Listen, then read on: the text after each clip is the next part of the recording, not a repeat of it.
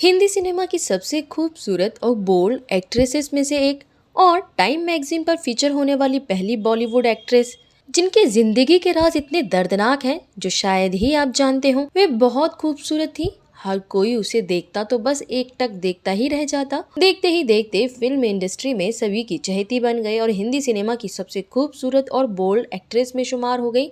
यहाँ हम बात कर रहे हैं परवीन बॉबी की। जी हाँ, जिन्होंने करीब 2 दशकों तक हिंदी सिनेमा पर राज किया और आज हमारे बीच न होने के बाद भी सभी के दिलों पर राज कर रही हैं। परवीन बॉबी का जन्म 4 अप्रैल 1949 को सौराष्ट्र के जूनागढ़ के एक मिडिल क्लास मुस्लिम परिवार में हुआ था। सेंट जेवियर्स कॉलेज से अंग्रेजी साहित्य में बीए करने के बाद परवीन बॉबी मॉडलिंग में अपना करियर बना रही थी।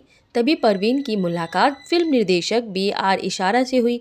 कहा जाता है कि परवीन बॉबी को सिगरेट का कश लगाते देख B.R. इशारा ने तय कर लिया था कि यही उनकी हीरोइन बनेगी। B.R. इशारा ने पहली बार परवीन बॉबी को क्रिकेटर सलीम दुर्रानी के साथ 1973 में रिलीज हुई फिल्म चरित्र में मौका दिया। फिल्म ने तो बॉक्स ऑफिस पर खास कमाल नहीं दिखाया, लेकिन परवीन बॉबी का जादू दर्शकों पर चल गया। हर कोई ये जानने को उत्सुक हो गया कि आखिर ये लड़की कौन है। शायद यही वजह रही कि उन्हें फ्लॉप डेब्यू के बाद भी ढेर सारी फिल्मों के ऑफर मिले। डेब्यू के 1 साल के अंदर ही उन्होंने अमिताभ बच्चन के अपोजिट पहली ब्लॉकबस्टर फिल्म दी। डेब्यू के 2 से 3 साल के अंदर ही उन्होंने इतनी शोहरत पाली कि वह टाइम मैगजीन के कवर पर फीचर हुई। टाइम मैगजीन के कवर पर नजर आने वाली वह बॉलीवुड की पहली स्टार रही। परवीन बॉबी का स्टारडम और जादू हर निर्माता निर्देशक से लेकर हर हीरो के सिर चढ़कर बोल रहा था। अब हर कोई उनके साथ काम करना चाहता था। अमिताभ बच्चन के साथ परवीन की जोड़ी को इतना पसंद किया गया कि फिल्म मेकर भी लगभग हर फिल्म में दोनों की जोड़ी को रिपीट करने के सपने देखते रहे। परवीन और अमिताभ ने दर्जनों फिल्मों में साथ काम किया और लगभग सभी फिल्में हिट रहीं। इनमें सुहाग, मजबूर, दीवार, देश प्रेमी, नमक हलाल, काला पत्थर, कालिया और अमर अकबर एंथनी जैसी फिल्में शामिल हैं। परवीन एक ऐसी एक्ट्रेस रही जिन्होंने अमिताभ के अलावा उस वक्त के सभी लीड हीरो जैसे शशि कपूर, धर्मेंद्र, राजेश खन्ना, विनोद खन्ना और ऋषि कपूर और फिरोज खान के साथ काम किया।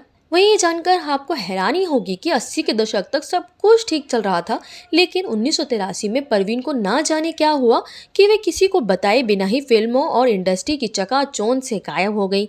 किसी को इसका पता ही नहीं था कि परवीन आखिर अचानक क्यों और कहां चली गई। उस वक्त कई ऐसी अफवाहें उड़ी कि हो सकता है कि परवीन भी अंडरवर्ल्ड के चक्कर में फंस गई हो। वह सालों तक गायब रही और उनकी कई फिल्में उनकी अनुपस्थिति में ही रिलीज की गईं। बाद में पता चला कि परवीन बॉबी ने 1983 में ही भारत छोड़ दिया और अध्यात्म की तलाश में अपने दोस्तों के साथ अमेरिका चली गई। उस वक्त परवीन बॉबी का करियर ऊंचाइयों पर था। इस दौरान उन्होंने कई देशों की यात्रा की। 1984 में जब परवीन को न्यूयॉर्क के एक एयरपोर्ट पर रोका गया तो उस वक्त उनका बर्ताव बदला बदला सा महसूस हुआ। कुछ पहचान पत्र न दिखा पाने की वजह से परवीन बॉबी को कई दिनों तक मानसिक रूप से बीमार लोगों के साथ एक अस्पताल में रखा गया था। परवीन जब मुंबई वापस आई, लेकिन तब तक वह पूरी बदल चुकी थी। उनका वजन काफी बढ़ गया था और पहले के मुकाबले मोटी भी हो गई थी।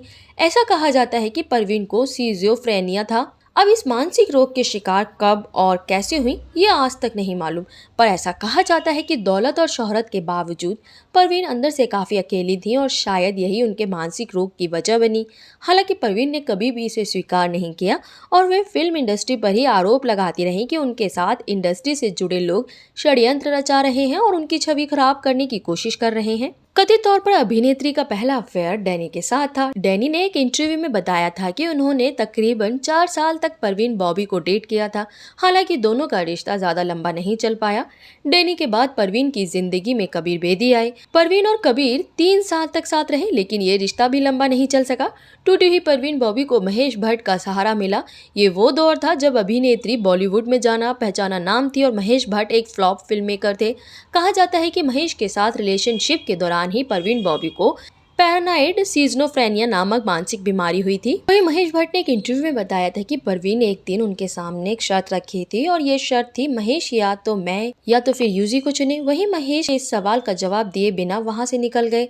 परवीन ने इस दौरान उनका नाम पुकारा, लेकिन उन्होंने पलट कर नहीं देखा। वहीं जब महेश ने सीढ़ियों से नीचे जा रहे थे तब परवीन को कहना चाहते थे कि तुम इस तरह बिना कपड़ों के बाहर नहीं आ सकती हो, लेकिन वो आगे बढ़ गए और महेश को मनाने के लिए सड़क पर बिना कपड़ों के दौड़ती रहीं। लेकिन उन्होंने पीछे मुड़कर नहीं देखा और इस घटना के कुछ समय बाद दोनों का ब्रेकअप हो गया था। वहीं महेश भट्ट ने यह भी खुलासा किया कि परवीन ने जिस यूजी और उन्हें चुनने को कहा था वो यूजी उनके दोस्त फिलोसोफर और गाइड यूजी कृष्णमूर्ति थे। वहीं उन्होंने बताया कि परवीन सिजोफ्रेनिया से जूझ रही थी, तब यूजी ने महेश की काफ़ी मदद की थी। यूजी खुद परवीन को स्विट्जरलैंड ले गए थे और वहां से चिंता जाहिर करते हुए महेश भट्ट को लेटर लिखा था कि अब उन्हें परवीन को अपने हाल पर छोड़ देना चाहिए। महेश भट्ट ने बात मानी और लॉरेन और पूजा के पास वापस लौट आए थे।